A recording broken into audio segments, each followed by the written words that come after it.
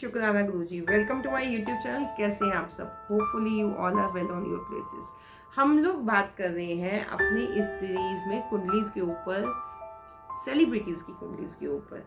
Last video में हमने बात की थी मुकेश अंबानी जी के बारे में। इस वीडियो में हम बात करने जा रहे हैं नीता अंबानी जी के बारे में कि क्यों नीता अंबानी जी को आफ्टर मैरिज, फिर से मैं यहाँ पे रिपीट करूंगी, आफ्टर मैरिज, क्योंकि उससे पहले का अगर आप उनका जीवन जानते हो तो उनका उससे पहले तो वो एक डांस स्कूल में जॉब करती थी, डांसिंग क्लासेस देती थी, टीचर थी, एज अ टीचर वर्क करती थी, मिडिल क्लास फैमिली से थी।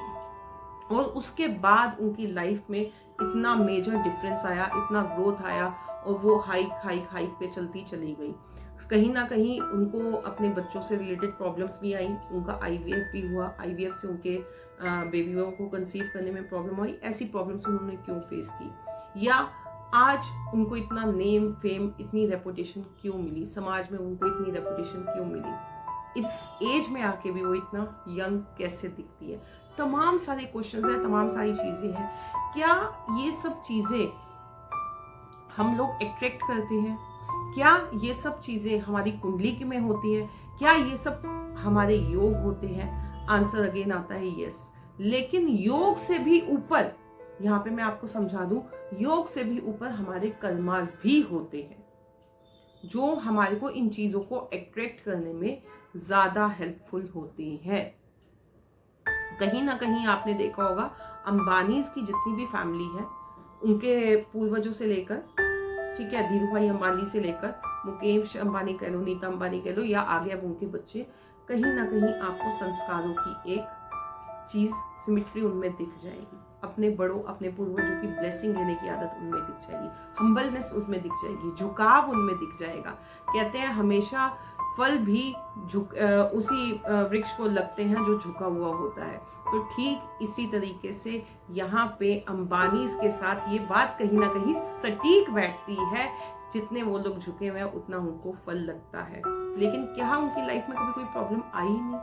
क्या उनको कभी कोई प्रॉब्लम फेस करनी ही नहीं पड़ी? क्या उनके ग्रह इतने ज्यादा स्ट्रांग है? तमाम क्वेश्चंस है। देखो, गूगल पे तो आप सर्च करोगे, आपको बहुत सारी चीजें मिलेंगी, यूट्यूब, इंस्टा, सब चीजों से भरा हुआ है। बट फैक्ट क्या है? एक्चुअली में यहाँ से हमें कुछ सीखने को मिलता है, कुछ लर्न करने को मिलता है। ये वीडियो उन लोगों के लिए भी खास हो जाती है जो एस्ट्रोलॉजी लवर्स हैं, जो एग्जैक्टली एस्ट्रोलॉजी को सीखना चाहते हैं, समझना चाहते हैं। ये वीडियो इसलिए नहीं है कि वो एक सेलिब्रिटी है तो हमें उनका मतलब हमारे को उनका एनालिसिस करना है, वो यूरोप की सबसे रिचेस्ट फैमिली है तो हमें उनका एनालिसिस करना है। नहीं, ये वीडियो हमें कुछ सिखाने के लिए, कुछ सीखने के लिए, कुछ समझने के लिए, कुछ अंडरस्टैंड करने के लिए। अगर यहाँ पे कहीं ना कहीं मैं कोई गलत हूँ, या आपको लगता है कि आप इसमें कुछ और एड ऑन कर सकते हैं, तो आप भी जरूर कमेंट करके बताइएगा, क्योंकि कहीं ना कहीं हो सकता है कि मैं भी आप लोगों से कुछ ना कुछ सीख जाऊँ। But yes, I am astrology lover, और जो लोग भी एस्ट्रोलॉजी को लव करते हैं, प्यार करते हैं, और जो लोग भी एस्ट्रोलॉजी सीखना चाहते हैं, उन लोगों के लिए ये वीडियो है बहुत ही विशेष। तो बात करते हैं नीता अंबानी जी की, जिनका जन्म 1 नवंबर 1963 को होता है मुंबई में। निम्नोलॉजी के हिसाब से कहें तो 1 नंबर अपने आप में ही राजा क्वीन वाली क्वालिटीज लाता है, रूलिंग टेंडेंसी लाता है, झुकने की टेंडेंसी नहीं देता है, ठीक है, किसी के नीचे दब के काम करना नहीं पसंद करता है। सेम चीज थी मुकेश अंबानी जी की, उनकी 19 थी, 19 से 1 बन रहा था, बट 19 अगेन कार्मिक डेट ऑफ बर्थ हो जाती है, और यहाँ पे सीधा सीधा 1 नवंबर आ रहा है और 3 बार 1 आ रहा है। तो आप ये देखो कि सूर्य कितना स्ट्रांग हो जाता है। 1963, ठीक है, लेकिन यहाँ पे कहीं ना कहीं सूर्य के साथ क्या कहते हैं, 6 नंबर भी कनेक्ट हो रहा है, सूर्य के साथ 3 नंबर भी कनेक्ट हो रहा है। ये तो हुई निम्नोलॉजी की बात। इन चीजों पे भी आएंगे जब हम कॉम्बिनेशंस की बात करेंगे, लेकिन आज हम कर रहे हैं बर्थ चार्ट की बात। तो जैसा कि आपको स्क्रीन पे बर्थ चार्ट शो हो रहा है नीता जी का, नीता अंबानी जी का जो बर्थ चार्ट है, उसमें आप देखिए उनका केतु लगन में, राहु 7th हाउस में है, सूर्य अगेन जो है उनका 11th हाउस में। जब केतु लगन में होता है तो ऐसे में सूर्य ऑटोमेटिकली उच्च का हो जाता है। उस पे से सोने पे सुहागा क्या है कि सूर्य 11वें घर में आ रहा है, और क्या कहते हैं, गेन के घर में आ रहा है, तो ऑटोमेटिकली वो ज्यादा स्ट्रांग हो जाता है। करियर वाइज, फाइनेंसेस वाइज हमें देता है, चंद्रमा देखिए, बृहस्पति देखिए, दोनों को चंद्रमा जो है 5th हाउस में और बृहस्पति जो है 4th हाउस में, ऑटोमेटिकली बहुत ही अच्छा कॉम्बिनेशन।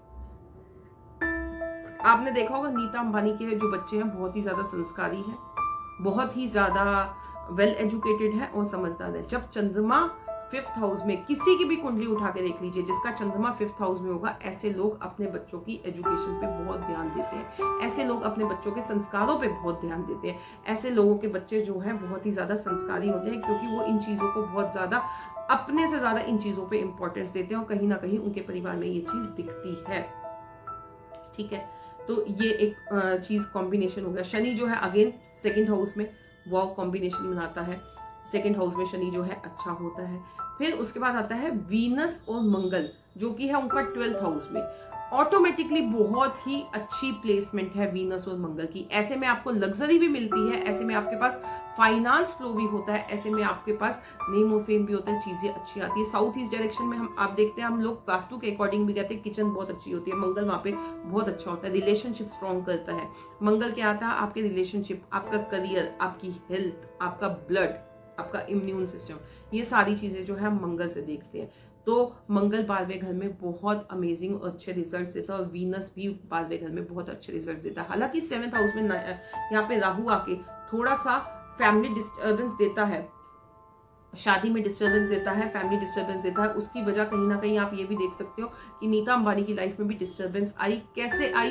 चाहे उनके बच्चे IVF से है, वो डिस्टर्बेंस आई, उन्होंने वो चीज को फेस की। अब हम बात करते हैं यहाँ पे साथ ही साथ उनकी चंद्र कुंडली की। चंद्र कुंडली जो है अगेन हम स्पाउस की जो कुंडली होती है वो चंद्र कुंडली से हम देखते हैं। तो चंद्र कुंडली में अगेन आप देखोगे जो प्लैनेट्स की प्लेसमेंट है वो वाओ प्लेसमेंट है।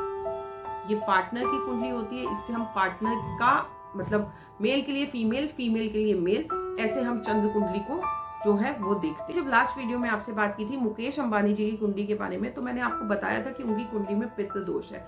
अगेन आप नीता अंबानी की चंद्र कुंडली उठा के देखेंगे तो बृहस्पति 12वें में आ रहा है। बृहस्पति 12वें में आने से अगेन पितृ दोष इंडिकेट करता है। ऐसे लोग बहुत धर्मी कर्मी होते हैं। तो आपने देखा स्वभाव में कहीं ना कहीं नीता अंबानी और मुकेश अंबानी बहुत ज्यादा ग्राउंड टू अर्थ है और साथ ही साथ धर्म कर्म को बहुत ज्यादा वो चीजों को लेके चलते हैं। आपने देखा है यहाँ पे फिर बुध और सूर्य का जो कॉम्बिनेशन है चंद्र कुंडली में उनके 7वें घर में आ रहा है। जब बुध और सूर्य साथ में आते हैं तो हमारा केतु अच्छा होता है। कहीं ना कहीं जो बुध होता है 7वें घर में वो अगेन किंग वाली क्वालिटीज देता है, क्वीन वाली क्वालिटीज देता है। वहां पे बुध 7th हाउस वालों को गाड़ियों का बहुत शौक होता है, वो भी BMW, SUV, लग्जरी गाड़ियों का, हाई प्रोफाइल गाड़ियों का। वो नीचे उनकी सोच जाती नहीं है, वो सोच देखते ही नहीं है और ऐसी गाड़ियों को एंजॉय करते हैं। चंद्रमा अगेन देखो तो 1st हाउस में आ जाता है, बहुत अच्छा एजुकेशन वाइज, करियर वाइज। और उससे भी अच्छा यहाँ पे क्या आ रहा है? राहु जो 3rd हाउस में है, best placement of Rahu and Ketu. Ketu in 9th house जब बृहस्पति के घर में आ जाता है और राहु जब 3rd हाउस में आ जाता है। लेकिन यहाँ पे बात करते हैं मंगल की। मंगल और वीनस जो आ रहा है वो 8th हाउस में आ रहा है। आपने देखा होगा कि कहीं ना कहीं थोड़ा सा मैंने आपको बताया कि मैरिड लाइफ में उनकी कैसे प्रॉब्लम आई, बेबीज को लेके प्रॉब्लम आई, चाहे वो पितृ दोष बना या कुछ भी बना। साथ ही साथ अगर मंगल 8th हाउस में आता है तो वो हमारे को फैमिली डिस्प्यूट देता है इन टर्म्स ऑफ प्रॉपर्टी भाई के साथ। तो वो चीज हम लोगों ने कहीं ना कहीं पास्ट में देखी भी थी। तो यहाँ पे ये सारी चीजें आपसे डिस्कस करने का, समझाने का मतलब क्या है कि कुंडली एनालिसिस, कुंडली चीजें जो होती है वो सिर्फ हमारा लगन चार्ट नहीं होता, वो हमारा नवाज भी होता है, वो हमारा चंद्र कुंडली भी होती है। इन सबकी जो रीडिंग्स होती है वो हमारी लाइफ में इम्पैक्ट करती है। कहीं ना कहीं हमारा KP भी इसमें एक मेजर बड़ा रोल प्ले करता है। लेकिन यहाँ पे मैं आपको ये भी बता दूं कि हमारे कर्मास भी बहुत मेजर रोल प्ले करते हैं। किस तरीके से कर्मास हमारी लाइफ में मेजर रोल प्ले करते हैं? जब आपके कर्मास अच्छे होंगे तो आपके जो ग्रह आपको सपोर्टिव आपको कुंडली में मिले, वो ऑटोमेटिकली आपको और ज्यादा हाइक पे ले जाने में आपकी हेल्प करते हैं, आपको और ज्यादा ग्रोथ देते हैं फाइनेंशियली। आपने देखा है अंबानी की एक चेन जो चल रही है उसमें वो अपने पितरों को कभी नहीं भूलते हैं। कहीं ना कहीं पितृ दोष की उसकी वजह है। वो अपने पूर्वजों को नहीं भूलते हैं, वो अपने संस्कारों को नहीं भूलते जो उन्होंने अपने बच्चों में देखा है। वो अगर एक हाथ से कमा रहे हैं, एक हाथ से खर्च कर रहे हैं, तो दूसरे हाथ से वो धर्म कर्म भी बराबर कर रहे हैं, डोनेशंस भी बराबर कर रहे हैं। ठीक है, तो हम एक छोटी सी कहावत है, अगर कुछ लगाओगे तो कुछ मिलेगा, कुछ पाने के लिए कुछ खोना पड़ता है। तो यहाँ पे एक बहुत सच्चाई है, बहुत मतलब हम लोगों ने कई लोगों से सुना भी है, कहावतें भी हैं, और अब तो इस पे फेसबुक, इंस्टा, व्हाट्सएप पे बहुत सारे लोग स्टेटस भी डालते हैं कि अपनी कमाई का कुछ हिस्सा आप दान में करो। तो छोटे कमाई से, मतलब सपोज अगर आप 10,000 रुपये महीना कमा रहे हो, तो वहीं से कुछ अपना दान में डालना शुरू कर दो। आपके ग्रह ऑटोमेटिकली पॉजिटिव होना शुरू हो जाएंगे। किसी भूखे को खाना खिला दो, किसी गौशाला में दान कर दो, आपके ग्रह पॉजिटिव होना शुरू कर देंगे। किसी विकलांग की सेवा कर दो, ठीक है, तो आपके ग्रह ऑटोमेटिकली पॉजिटिव होना शुरू कर देंगे। जो क्योंकि जब आपकी कमाई बड़ी हो जाती है ना, तो उसका हिस्सा निकालना थोड़ा सा ज़्यादा मुश्किल हो जाता है। लेकिन यहाँ पे अंबानीज की आप देखोगे तो इनकी कमाई बड़ी हो रही है, लेकिन इनको हिस्सा बड़ा निकालने में प्रॉब्लम नहीं होती। वो इस चीज़ को समझ रहे हैं, सोच रहे हैं। वो एक जीता जागता एग्जाम्पल है। यहाँ पे मैं उनको मोरल सपोर्ट नहीं कर रही हूँ, या यहाँ पे मैं उनके तारीफ के फूल नहीं बांध रही हूँ। जो एक एग्जाम्पल वो हमारी सोसाइटी को दे रहे हैं, हमें उसको फॉलो करना चाहिए। हमें उसको क्रिटिसाइज नहीं करना चाहिए, हमें उसे मजाक नहीं बनाना चाहिए। उस एग्जाम्पल को, उस ट्रेडिशन को, उस कस्टम को फॉलो करना चाहिए। इतनी रिच फैमिली होने के बाद, इतनी लग्जरियस फैमिली होने के बाद, वो अपने छोटे से छोटे रीति रिवाज को, अपने कस्टम को बांध के चल रहे हैं। वजह, वो जानते हैं कि जितना हम अपने कस्टम से जुड़ेंगे, उतना हमें फाइनेंशियली, मेंटली, कुटुंब वाइज, फैमिली वाइज ग्रोथ मिलेगी ही मिलेगी।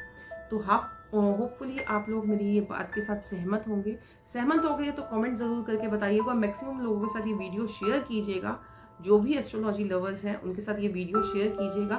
नीचे मुकेश अंबानी जी की वीडियो का भी लिंक शेयर कर रही हूँ, जरूर सुनिएगा। और नेक्स्ट वीडियो में भी बात करेंगे अगेन किसी सेलिब्रिटी की। तब तक के लिए जय गुरु।